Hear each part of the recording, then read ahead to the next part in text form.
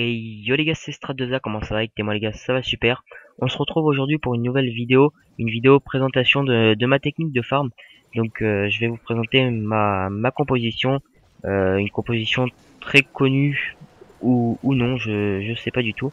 Elle consiste à utiliser des barbares, des archers, des géants, des cochons et des guérisseuses.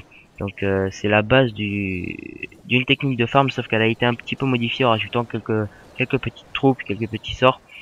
Donc je vais vous en parler.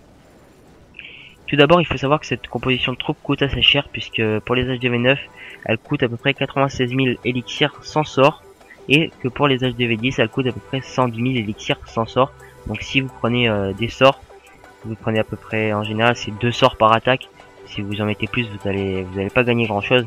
Donc si vous prenez à peu près 2 sorts par attaque, vous allez dépenser au moins pour les hôtels de ville de niveau 9 160 000 élixirs et pour les hôtels de ville de niveau 10 170 000 180 000 élixirs roses. Donc pour cette composition en hôtel de ville de niveau 9, il faut mettre dans les casernes 22 barbares, 60 archers, 10 géants, 10 cochons, une guérisseuse, 4 sorciers, 4 sapeurs. Et pour les hôtels de ville de niveau 10, il faut rajouter 2 géants et 2 cochons. Donc il faut mettre 22 barbares, 60 archers, 12 géants, 12 cochons, une guérisseuse, 4 sorciers, 4 sapeurs. Donc après, il faut mettre des sorts de rage en continu dans l'usine de sorts. Vous pouvez prendre aussi des sorts de foudre pour faire la technique du Zeus. Si en même temps, si vous voulez prendre des trophées, par exemple si vous êtes à un 49%, balancez les sorts de foudre sur le socle du roi ou de la reine. En un sort, il faut savoir que le socle est cassé, donc ça peut aussi vous permettre de monter quand vous êtes trop bas. Mais moi je conseille fortement d'utiliser des sorts de rage. Donc le positionnement des troupes, je vous conseille de balancer d'abord en un groupe ou en 2 groupes vos géants. Ensuite, si vous mettez en un groupe les géants, je vous conseille de mettre en un groupe les cochons. Par contre, si vous mettez en 2 groupes les géants, je vous conseille de mettre en 2 groupes les cochons. Donc une fois les cochons et les géants balancés, vous répartissez en nombre de groupes que vous avez fait tous vos sapeurs. Donc par exemple, si vous faites 2 groupes, vous balancez vos sapeurs en 2 groupes différents. Donc étant donné que vous avez 4 sapeurs, vous en balancez 2 par groupe. Normalement, ça devrait affaiblir bien comme il faut les murs. Il faut savoir que si vous avez les sapeurs de niveau 5, il vous faudra 3 je crois pour détruire un mur de niveau 9 et un mur de niveau 8. Je crois qu'il faut 3 sapeurs, et si vous les avez niveau 6, il vous en faut 2 ou 1, je suis pas sûr de ce que je dis. Je les ai que niveau 5, je suis en train de les passer niveau 6, ils seront bientôt terminés. En parlant de murs, regardez, ben là je vais détruire un mur.